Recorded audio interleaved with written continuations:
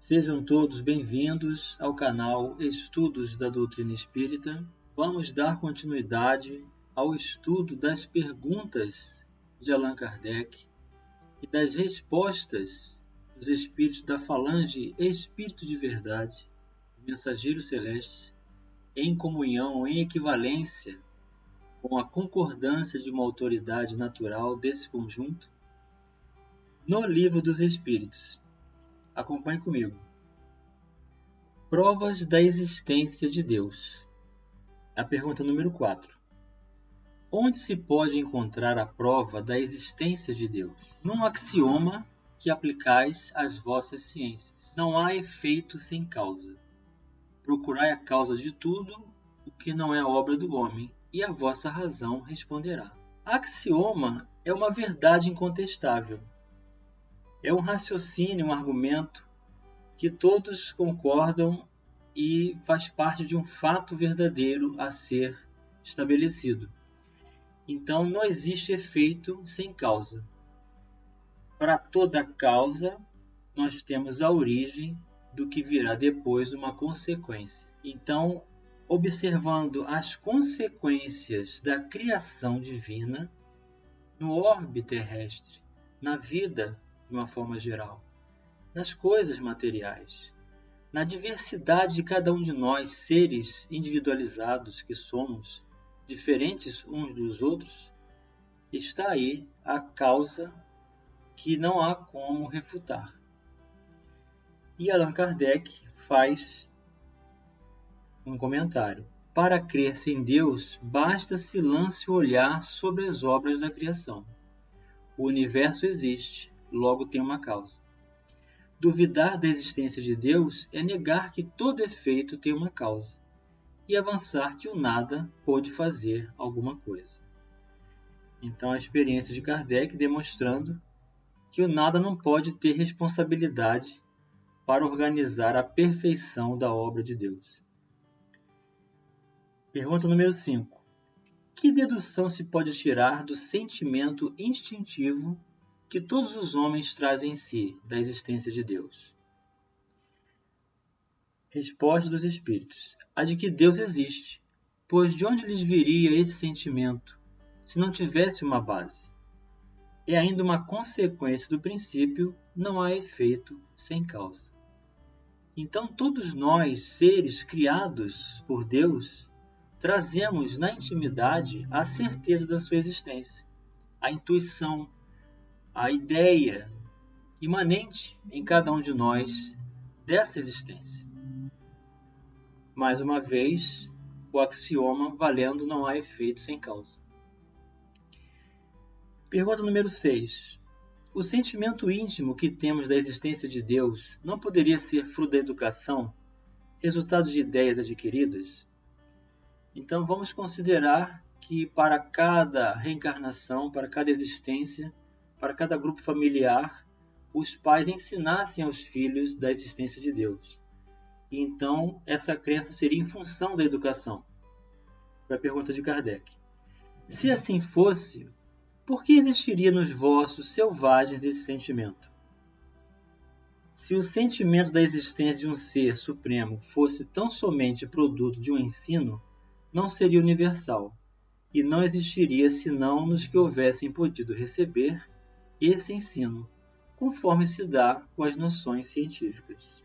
Então, Allan Kardec está acrescentando no seu comentário o fato de que o que nós recebemos por educação e cultura de um povo não representa obrigatoriamente a universalidade desse sentimento, dessa percepção, dessa intuição da existência de Deus como algo superior a cada um de nós, em função do que nós observamos da sua criação e observamos de nós mesmos. Pelo axioma, não há efeito sem causa. Pergunta número 7. Poder-se-ia achar nas propriedades íntimas da matéria a causa primária da formação das coisas? Ou seja, existiria nas menores partículas, nas estruturas mais ínfimas, naquelas que o homem não pode alcançar pelos seus sentidos, pela visão, a estrutura as organizações na construção desses valores? A causa primária estaria dentro dessa estrutura? É o que Kardec está perguntando. E os espíritos refutam. Mas, então, qual seria a causa dessas propriedades? É indispensável sempre uma causa primária. Então, considerar que a criação seria em função das propriedades que já existem nas partículas menores da matéria, que combinadas geram propriedades, como sendo a causa primária de tudo, então qual a origem dessas organizações e dessas propriedades? E Kardec comenta: atribuir a formação primária das coisas às propriedades íntimas da matéria seria tomar o efeito pela causa, porquanto essas propriedades são também elas um efeito que há de ter uma causa. Então nós não podemos considerar que o efeito seja propriamente a causa de si mesmo. É preciso considerar que antecede uma estrutura inicial de formação. Eis a lógica científica. Questão número 8. O que se deve pensar da opinião dos que atribuem a formação primária a uma combinação fortuita da matéria, por outra, ao acaso? Então vamos considerar que a matéria sozinha se organizou sem que houvesse um direcionamento, sem que houvesse uma organização inteligente estabelecendo essa estrutura. Ou seja, o acaso. O que vai acontecer independe dessa origem. Resposta dos espíritos. Outro absurdo.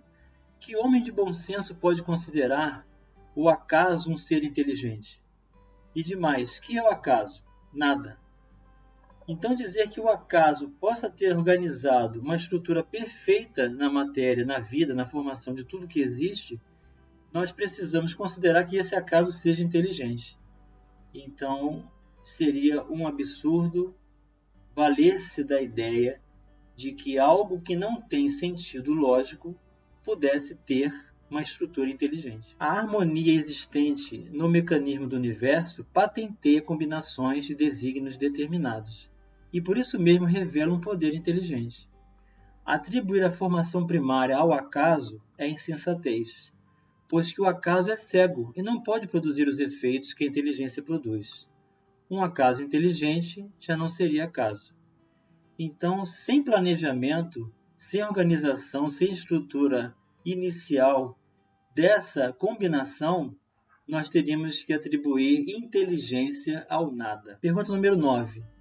Em que é que na causa primária se revela uma inteligência suprema e superior a todas as inteligências? Então, como é que nós vamos considerar que nessa causa primária, nessa estrutura básica da formação de tudo que existe, possa representar uma inteligência superior? Os espíritos respondem: tendes um provérbio que diz: pela obra se conhece o autor. Pois bem, vede a obra e procurai o autor. O orgulho é que gera incredulidade. O homem orgulhoso nada admite acima de si mesmo.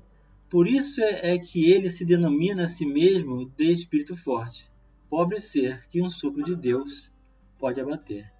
Então, se nós observarmos bem, na obra divina existe aí o autor, que é o Pai Celestial, e que o homem não pode copiar e nem fazer igual. Como as estrelas, como a organização perfeita da comunhão dos movimentos dos orbes, da diferenciação da vida, Kardec faz um comentário para nos ajudar. Do poder de uma inteligência se julga pelas suas obras. Não podendo nenhum ser humano criar o que a natureza produz, a causa primária é, consequentemente, uma inteligência superior à humanidade. Quaisquer que sejam os prodígios que a inteligência humana tem operado, ela própria tem uma causa. E quanto maior for o que opere, tanto maior há de ser a causa primária. Aquela inteligência superior é que é a causa primária de todas as coisas, seja qual for o nome que lhe deem. Então, o maior entrave para estabelecermos a escolha da crença e admitir o nome de Deus como Pai Celestial, como o doador da vida, como a origem e causa primária de todas as coisas, esbarra no orgulho, no nosso orgulho de não querer reconhecer a nossa pequenez, a nossa condição de filhos e aprendizes e de seres que temos pela frente todo um mérito a ser administrada em função do nosso esforço, da nossa escolha para progredirmos.